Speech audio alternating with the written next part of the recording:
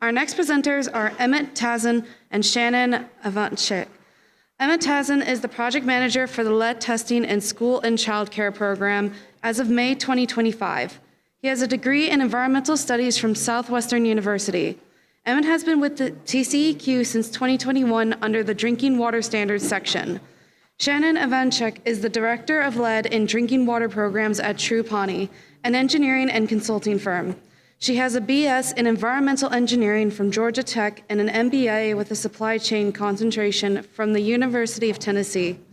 Shannon has worked for True Pawnee since 2016, and her duties include overseeing lead sampling and LCRR compliance programs. Please welcome Emmett and Shannon.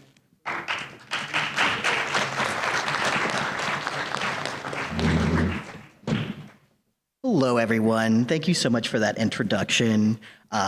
My name is Emmett Tazin, and I am the project manager for the lead testing in school and child care facilities program with the TCEQ. I'm excited to be a part of the PDW conference and share information on how you can support your community. In a nutshell, the LTSCC program tests for and reduces children's exposure to lead in drinking water. Today, we will have a presentation by Shannon Avanchik with True Pawnee, followed by a Q&A panel with Crystal Lindell with Austin Water and Louis Zachary with AISD, who both have experience working with the program. Brooke Kelchin will also discuss our new map viewer tool. I will now pass the mic to Shannon, who is the project manager of True Pawnee, the contractor working with the program. Thank you, Emmett, and thank you all for taking the time to be here this afternoon. I'm going to talk about the lead testing in school and child care program, which is a program of TCEQ funded through the EPA's WIN grant. The program's been going on here in Texas since 2022, and as of a couple of days ago, we crossed 50,000 samples that have been collected at schools and child care facilities across the state. This is a little bit of a spoiler for what the presentation is going to include today, but the samples that are collected through this program can help all of the water systems in the state with forthcoming requirements through the lead and copper rule improvements. So that's really what I want you all to take away from the presentation today, is to work with our team so that we can all collectively be proactive about these requirements and help save everybody time and money. The program is for any public school in the state of Texas or any state-regulated child care facility. Schools and child care facilities receive training, support, and sample analysis provided at no cost to them, technical assistance and ongoing support to successfully complete the program, and all materials and instructions are included and delivered directly to participating schools and child care facilities. I want to talk a little bit about some of the outreach and education that the program provides before I talk about the steps of what's included in the program. And this is really important because it can be really difficult to get schools and child care facilities to want to sign up and proactively test their drinking water for lead. And so we have direct outreach efforts to prioritize areas across the state with low median household income, targeting facilities that have free and reduced lunch, and also areas that serve children under 6 or are Head Start facilities. To do this, we, do direct outreach via phone, email, mailed letters. We also, send information out through various newsletters and use different flyers and postcards as well. We actually have a lot of these at our booth downstairs. And so if you want to get some postcards and flyers to share the information with your school and child care facilities, we'd encourage you to stop by. We have 6 main steps in the program. Any step that you see here with a star next to it is something where we also provide on-site support. So we can actually send a member of our team out to assist the schools and child care facilities with completing these steps. The first step is to enroll. Most facilities enroll through an online form, but they can also enroll again in person or over the phone. The next is to complete the program training. The program training we provide online. It takes about 5 to 10 minutes for a school or child care facility to complete that training. But again, there's also different ways that they can complete the training. We go around to a lot of conferences for schools and child care facilities and provide the training that way as well. And then the next requirement is to notify the community. So we ask that the schools and child care facilities tell the parents and guardians that they're participating in this program ahead of sampling. The reason that we do this is because it's actually required of the EPA grant that makes this program free. But we also think it's a best practice because it helps to keep the messaging positive ahead of the school and child care facility completing the sampling. After this, the next step is to complete an outlet inventory where the school and child care facility identifies the locations that they want to collect water samples from. We actually use that information to pre-populate the chain of custody form and make sure that there's strong data integrity maintained throughout the program. And following that, the school or child care facility completes sample collector training and then collects samples. The samples can be collected by anybody that's completed the training, so that could be a representative of our team, one of our field technicians that will come out and collect the samples for the school or child care facility. It can be someone at the school or child care facility, or it could be, a member of the water system or anybody else that's completed that training. And then after that, the lab analyzes the samples, and results along with an action plan is provided to the school and child care facility. The sampling protocol for the LTSCC program is the same sampling protocol that's going to be required under the LCRI for water systems to sample schools and child care facilities. However, it is different than what you might be familiar with compliance sampling. So compliance sampling, a lot of times we're used to those 1 liter bottles. These bottles are a lot smaller. They're 250 milliliter bottles, and the sampling protocol follows an 8 to 18 hour stagnation period. We ask that the date and time of the last water use is recorded on the chain of custody so we can see that those sampling protocols were adhered to. And then we also collect both first draw and flush samples. There's multiple rounds of sampling available, so if a school or child care facility collects samples and then uses that information to take action or to remediate at a location, they can sample again down the road to see the change there. And again, those samples can be collected by anybody that is a trained collector. After the samples are analyzed, we provide all participating schools and child care facilities with an action plan to outline options for remediation. The action plan is provided regardless of result level, so we really want to encourage schools and child care facilities to implement best practices and take action for any lead that's detected, because we know there's no safe level of lead in drinking water. And both the LTSCC program and the LCRI don't have an action level specifically for school and child care sampling. So, want to note that as well. And then one of the recent changes in the last couple of years is that the funding for this program is now able to also be used for remediation. So we can provide pitcher filters, other styles of filters and fixtures at no cost to schools and child care facilities that have completed sampling, as long as they meet some of the requirements outlined in the grant. So talking through some of what we've achieved so far, again, this program is meeting all of those LCRI requirements. So I'm going to talk a little bit about how you all can take advantage of those requirements. And then we also provide all of the sample materials, training, and lab analysis for free. The program's been designed by a team that has a lot of experience doing this type of sampling, and the goal is to increase trust and transparency with the school and child care communities. So some of these control measures that we're able to provide are any fixtures or filters that meet the Build America, Buy America standards.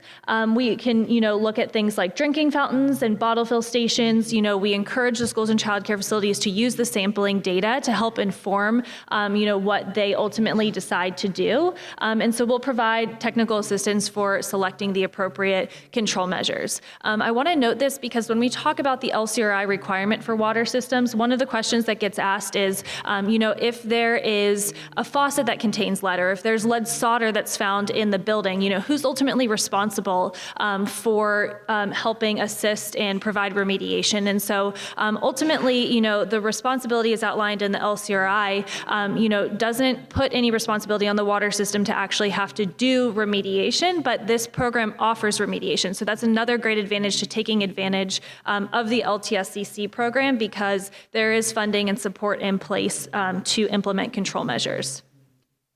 So looking at some of our data, as of the end of last month, we have over 4,000 participating schools and child care facilities across the state. Roughly 60% are schools and roughly 40% are child care facilities. And that's over 900,000 children that are served at facilities that have completed sampling.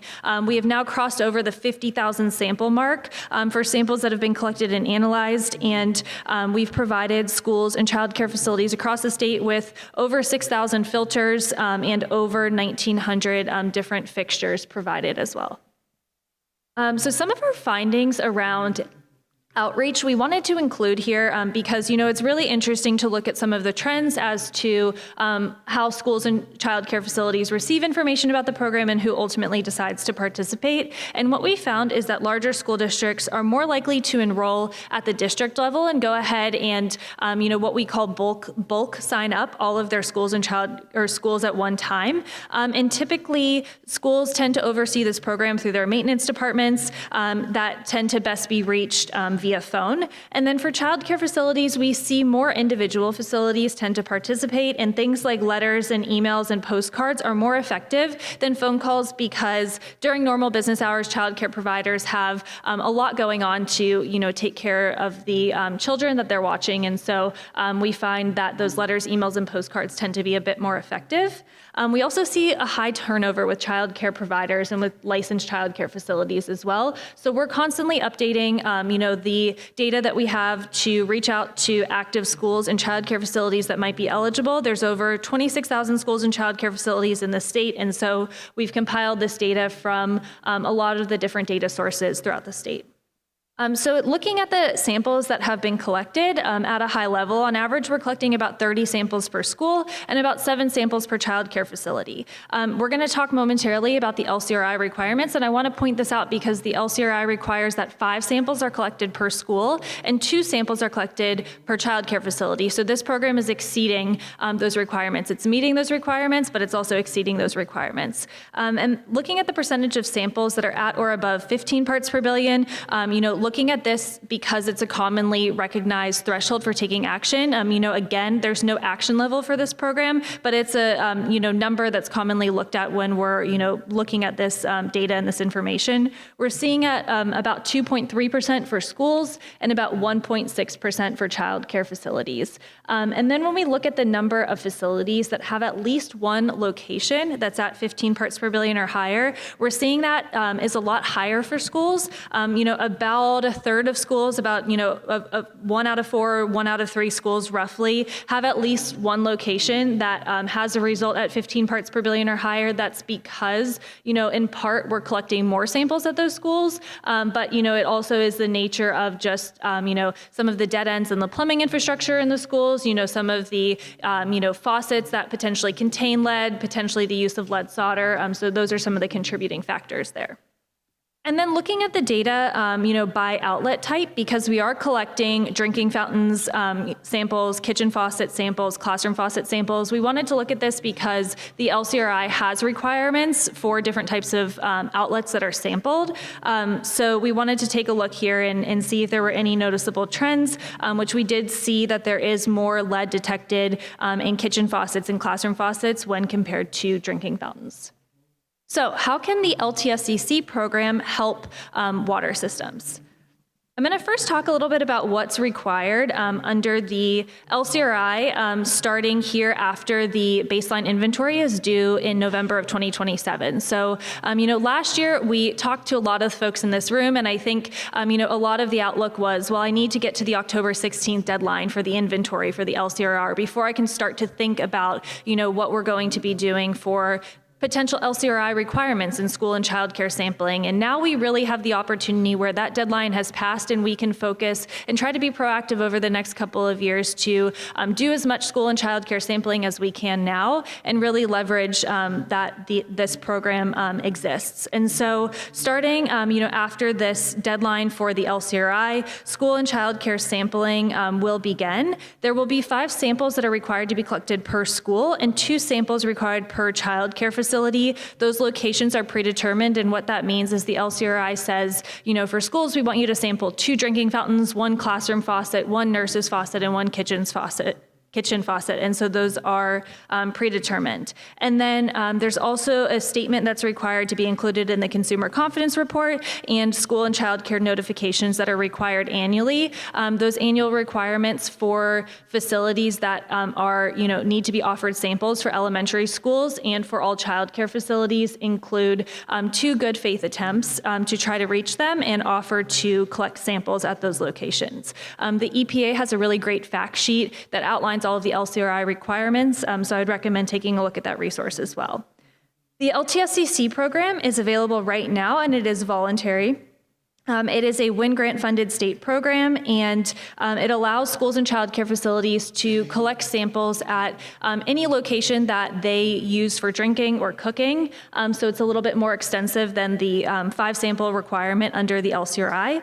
And then there's also this community notification requirement, and there's templates that the program has available for that. So looking at the stakeholder engagement, so one of the things that, is really a benefit of working with our program team is we have a dedicated program engagement coordinator that directly works to coordinate between water systems and school and child care facility staff to assist with, understanding the program, promoting the program, providing presentations about the program, and having a dedicated helpline and someone that is available to answer any questions. And so we reach stakeholders through conferences, various presentations, and webinars. We've completed over 18,000 phone calls to schools and child care facilities across the state to let them know that this program exists and is available, and really cross-promoting the program between a city or between a water system and the TCEQ program really drives participation. And so we really want to encourage anybody today to reach out to us and help cross-promote the program because it will certainly help drive that participation. The program offers some communication resources as well in both English and Spanish. We can, we've got these letter templates that we can provide to you all. We've got an example here of, Austin Water, provided some of these templates and distributed some of these materials to their schools and child care facilities. We also can help write customized messages and then connect with various stakeholders to efficiently, leverage resources. Again, the sampling through the program is free, so there's free sampling and analysis available through the LTSCC program. Those samples can be collected by school or child care facility staff or by our technicians going on site. And so any of the schools or child care facilities that are sampled through the LTSCC program after 2021 will be eligible to be excluded from the required sampling under the LCRI. So for example, if you have 20 schools or child care facilities in your area, and 10 of them have sampled since 2021 through our program, then all you have left is 10 that you need to reach out to and contact and offer the sampling to starting after the LCRI compliance date. So it can really help reduce that list. We have several of the major school districts across the state that are participating. San Antonio ISD has sampled all of their schools. Dallas ISD, we just finished sampling all of their schools. Austin ISD is in process right now of completing sampling at several of their schools, and Houston ISD is also almost done. And so that's going to save those cities a lot of time and money because they'll be able to use that sampling data to meet the requirements under the LCRI. And then again, just to reiterate, the team can provide remediation support for any locations with detectable lead. And so this really, we're hoping will reduce some of the work for water systems. If a school or child care facility collects a sample and it comes back with, detected lead, and the school or child care facility calls and says, how are you going to help us with this? The LTSCC program has that covered because of the remediation support that is provided through the program. So last but not least, I want to promote some of the online resources that are available. There is a website dedicated to this program. There's also information on a portal where you can access any results. So you can go ahead and download that information and see who has already collected samples in your area. There's also new, news and resources and the ability to schedule a meeting with our team directly through that program as well. The portal is available here. This provides a quick animation as to how information can be downloaded for looking at all of the results that have been collected across the state, and then looking at the schools and child care facilities. And then I'm going to turn it over to Brooke because there's a new GIS viewer tool available that she's going to talk about a bit to also provide that assistance. Thank you, Shannon, and good afternoon, everyone. My name is Brooke Kelchin, and I am a member of the LTSCC team here at TCEQ. I'm very excited to show you all this new GIS viewer I have created for your use. The Public Water Systems Lead Testing in Schools and Child Care Facilities viewer displays schools and child care facilities that have completed testing through the program, all public schools in Texas, and water service boundaries. Community water systems that supply drinking water to schools or childcare facilities will be required to comply with the new LCRI requirements by November 1st, 2027, which is including submitting a list of all such facilities in your service area. Each system is responsible for the creation, maintenance, and accuracy of its list. Systems can use this viewer to help create their list, but this information is not exhaustive and should not be the only resource you use. There is also a user guide provided, which explains how to navigate the viewer and use 2 possible methods for compiling and exporting your list. Thank you so much. And now we will switch it over to our Q&A panel. Thank you so much, Shannon and Brooke. And I know Shannon mentioned this, but just to plug it one more time, there is an LTSCC booth down in the exhibitor room. If you want to chat with Shannon or other team members, definitely go by there and chat with them about how they can help you with this program. And at this time, we're going to welcome up to the stage our panelists, Louis Zachary, who is the Director of Maintenance and Operations with AISD, and Crystal Lindell, who's the Water Regulatory Coordinator with Austin Water.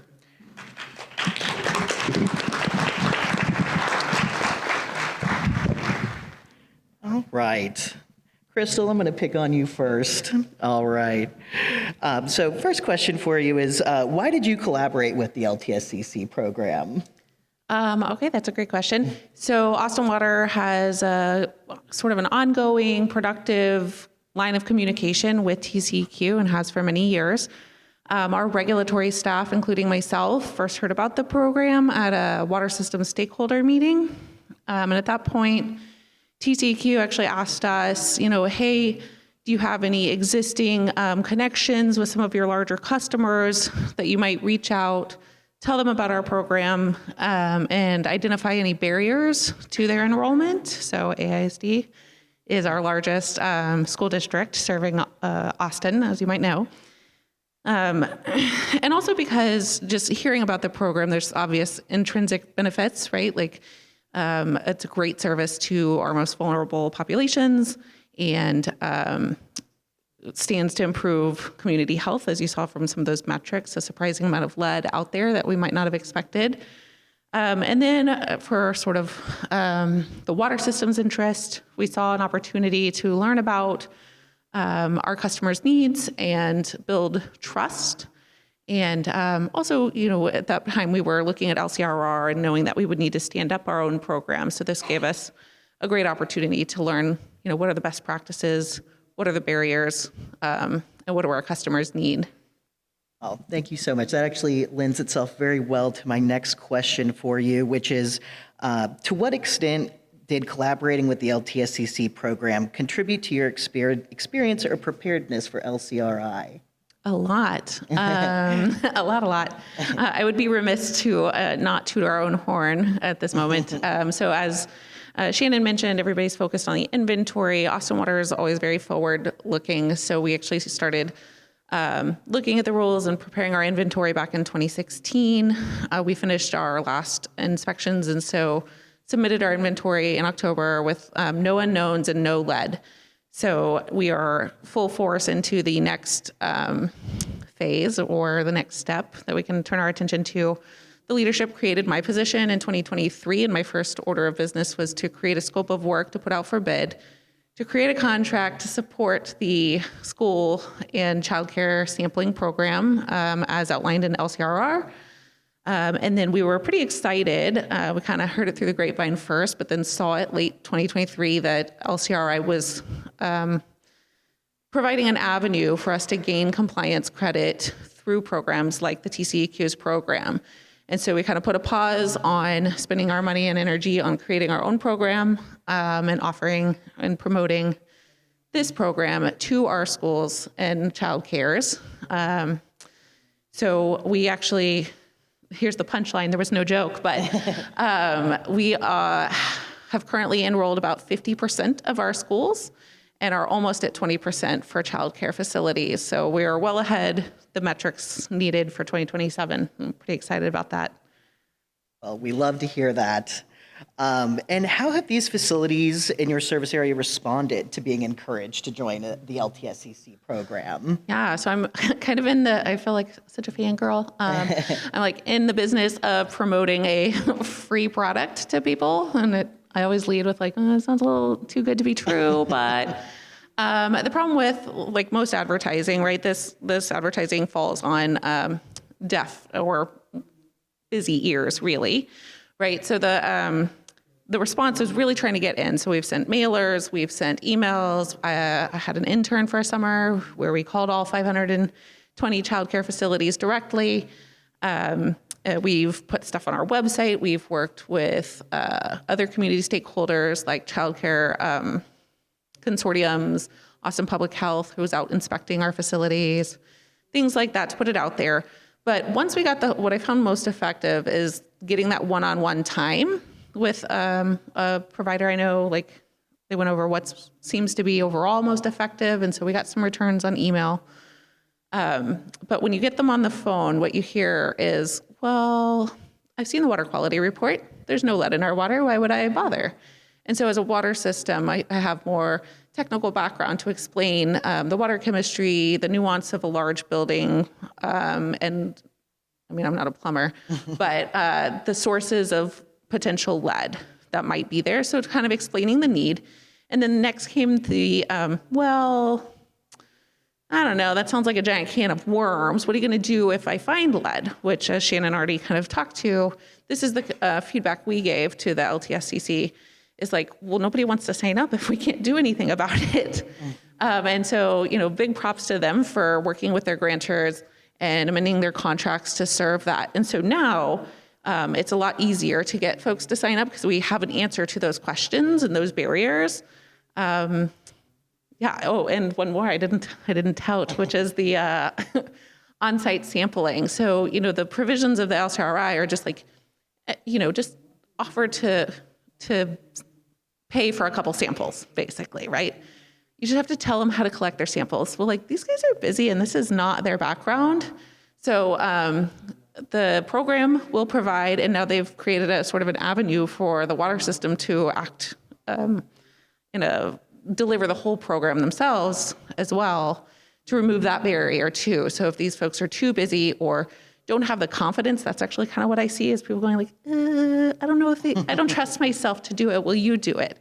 And so they've just done a great job removing all the barriers that now the customers I speak to are more like, okay, sure, why not?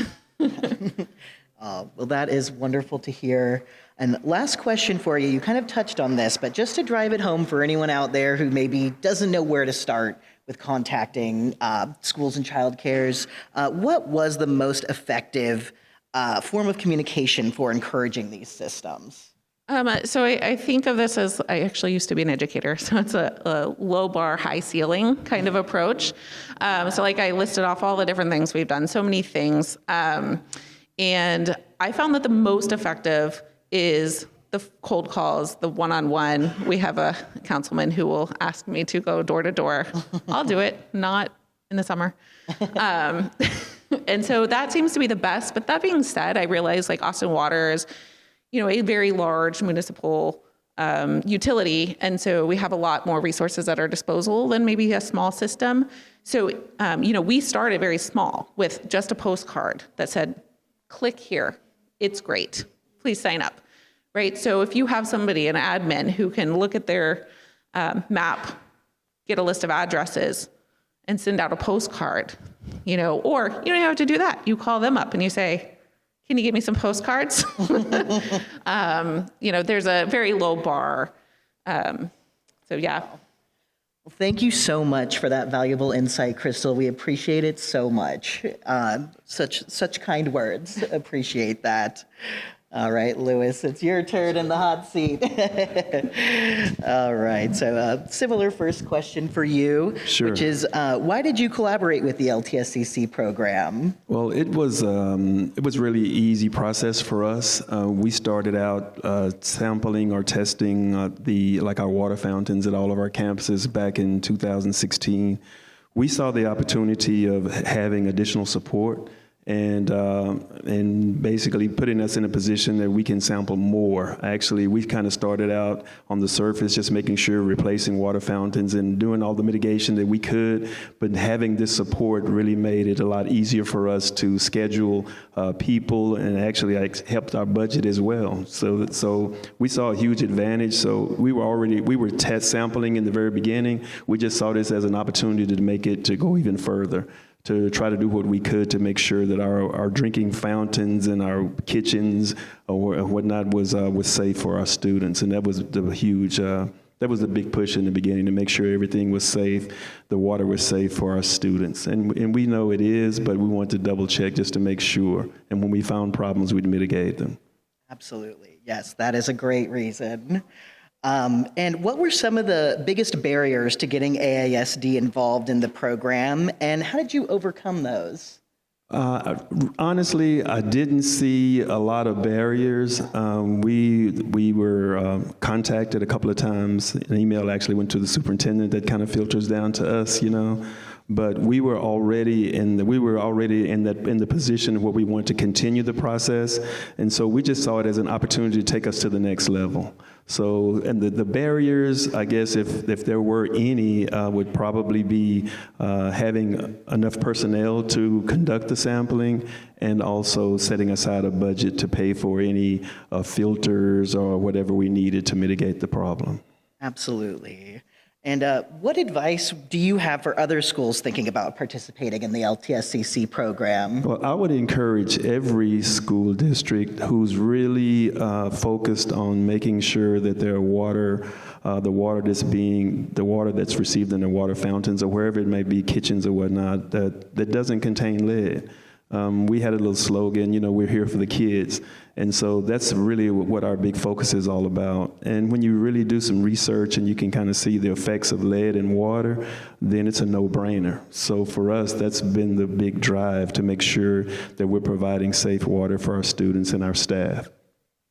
Absolutely. Well, thank you so much, Louis, for your perspective. Again, so valuable. Thank you both for being here, taking times out of your day. We appreciate you sharing this information with everyone. Thank you. And at this point, we're opening up to questions. If anyone does have any questions for us. I do have a question from someone online. They asked, will the schools and child care facilities have to be included in the lead and copper sampling sites, or is this something that is separate? I believe it is a separate thing. So essentially, this is the voluntary program, so it's a little bit different. Again, there are changes coming, but at this point, those things would be separate. Yes, you could include if you want to, yes. But at this point, not required. I just wanted to ask, Shannon, maybe I missed it because I came in a little bit late, but what does the future look like for your program? I mean, are y'all looking good for a while out into the future? We are, yes. Yeah. Oh, Shannon, yes. Yeah, TCEQ, I believe, is planning to, continue the program for several more years. And so, the program is funded through the EPA's WIN grant, and I know that, EPA has allocated funding for several more years for the program as well. So I think the intention on, a national level is for the programs in these states to continue for several more years. But, there's certainly going to be a lot of interest picking up starting after the November 2027 LCRI deadline. And so, we'd really encourage, water systems to collaborate with the program sooner rather than later to try to get some of that sampling, completed. Thank you. Okay, so I've got an ISD in my territory, and it's, I noticed that on the graphic of the slide, it said that 5 schools will be required for 5 samples. An individual school will have 5. Okay, in a place like they got 3 schools on one property. There's a high school that's pretty isolated, but the elementary and the middle school are kind of contiguous buildings built together. And that's the one I'm going to really press them for, because it goes back, I think they were built before '83. Okay, so with copper. So, And of course, I'm not really worried about it because I've got non-corrosive water. But the question is, am I gonna, since the elementary and the junior high is contiguous, is that one school or two for 5 samples? I do believe it would be 2 schools with 2 requirements, but I'll get your contact information and just double check that. But my understanding is that, each individual school will need those points tested. And I understand there's that gray area with shared buildings and, I definitely see the trickiness there, but I do believe that there's 2, eventually there will be the requirements So for probably both try of to those. plan for 3 schools then of that property, okay? Yeah. I'll also just add for the LCRI requirements, separate from this program, right? Because for this program, all of the schools could sample everything if they wanted to. There's not a limit there. But for the LCRI requirements, what they do specify is that the samples, the offer to sample or collecting the samples are for the elementary schools. Secondary schools are upon request under how the LCRI is outlined right now. So that would be something to think about too. If you're sampling at an elementary school and the secondary school doesn't request it, like that high school that's there, you might want to just focus on the area that's used as the elementary school. But, to kind of what Emmett mentioned as well, there is certainly a gray area. We see a lot of childcare facilities that are licensed inside of elementary schools as well. And so, that can be confusing when they both sign up to participate in the program, and then there needs to be some coordination on, what samples are collected from what location. And so, the guidance that we provide right now through the LTSCC program is, collect the water samples under the facility identifier for the part of the building that's used by the school or childcare facility, is kind of the guidance that we provide at this time through the LTSCC program. Well, I'm going to try to get them going in line with the requirements that are coming in 27 and 28. Okay, so I need to plan. I probably need to set things up for 5 for school, right? If I want to get them on track. And the other thing, this is going to be these folks, they'll probably be interested in this to start voluntarily, but they're the kind of folks that are going to want us to hold their hand and kind of, I think I can get them to give us one campus staffer to help with this on site. But I guess what I'm saying is who do I contact to start this, get the enrollment thing going and to help me with the step-by-step thing there? I've got a card for you, so you can contact us. You can reach out to enroll@txledtesting.org, and then there's also a phone number on here, and this will connect you with our program coordinator who will be able to directly coordinate with the school, schedule someone to collect the samples and work with them just to help alleviate some of the back and forth that you would have to do as well. So just because he was talking about high schools, and one thing that or maybe I missed it, that wasn't covered in this, we're only required to test up to 8th grade, right? Not high school age. With the LCRI requirement, so this program specifically is voluntary, so there wouldn't be a limit on that. But for LCRI, I am not sure. I'm not sure if Shannon or Brooke, if y'all have I heard. believe that those are the EPA parameters.